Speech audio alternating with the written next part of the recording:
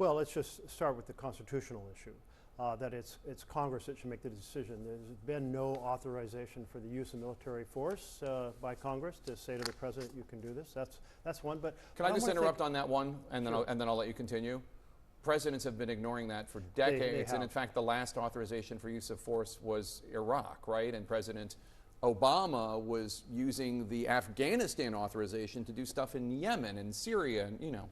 I know a few of us keep saying the constitutional framework matters, but yeah. You're absolutely right. Folks say, hey, if you're head of the military under Article 2 of the Constitution, you can do with the military what you want, but certainly not what the founders believed. But let me go to the more practical considerations. Because first, it is very easy to get into a war and very complicated to get out, especially when it's not clear what the end goal is. And so, yes, you start with this, oh, isn't this just simple? We fly over, be a B-2 bomber, drop a big bomb, are we done? Wait, we have to make sure that is not shot down in the course of things. So we better take out the air defenses. Mm-hmm. We better take out the airfields. We better make sure that our fighter jets are not confronted in any way. It gets more and more complicated, and then what goes along with that? Is there an after effect? And it's not just one trip. Oh, now we have to drop 3 of those bombs. You slide into more complexity, which is, I can tell you the Defense Department right now, when they're moving all of those assets into the Middle East, it's because of the complexity. And there's a complexity with all the Shiite militias that might respond against U.S. sites once we're in that. So that's the first thing. It's easy to get in. First, and then there's the unintended path. For example, when we took out Saddam Hussein, mm-hmm. what we did is we took out the counterweight to Iran, allowing Iran to essentially establish militias across a huge arc that stretched clear to Syria. Well, that wasn't anticipated when we went, we'll go in and with superior force, and it was bad intelligence to begin with. There were no weapons of mass destruction.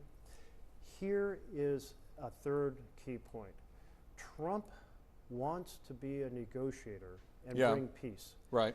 Is he instead going to be another Republican president who yields to pressure and slides into a war in the Middle East? That is a fundamental question. He has established a framework for negotiations with Iran. That framework can be of enormous value to the world right now, and he will lose that if we become a force joining with Israel to destroy Iran. So let's talk about the intelligence, because that is certainly one of the things that is being asked about, whether or not Iran actually is potentially weeks away from the ability to build a nuclear weapon. Senator Markwayne Mullin, who was on the Senate Armed Services Committee, was on the show yesterday, and he talked about the intelligence that the U.S. is getting about how close Iran is to building a nuclear weapon, being able to build one. Take a listen.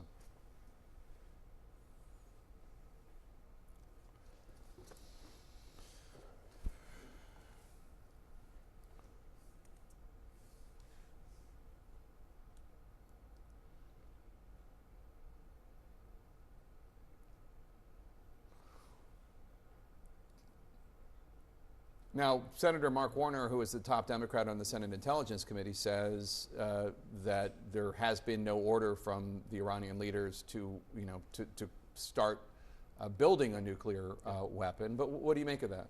Well, when he says they're very close, well, it is true that they have enriched far beyond what you need for civilian purposes. That's 3 to 5%. They've enriched quite a lot to a level of about 60%. It's easier to go from 60% to 90%.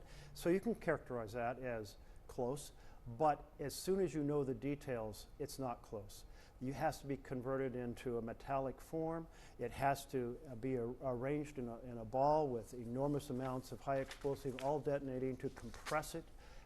All this is really advanced engineering. And so when people say a more realistic estimate, if they were all out, uninterrupted, somewhere closer to a year, that's what I hear the intelligence saying.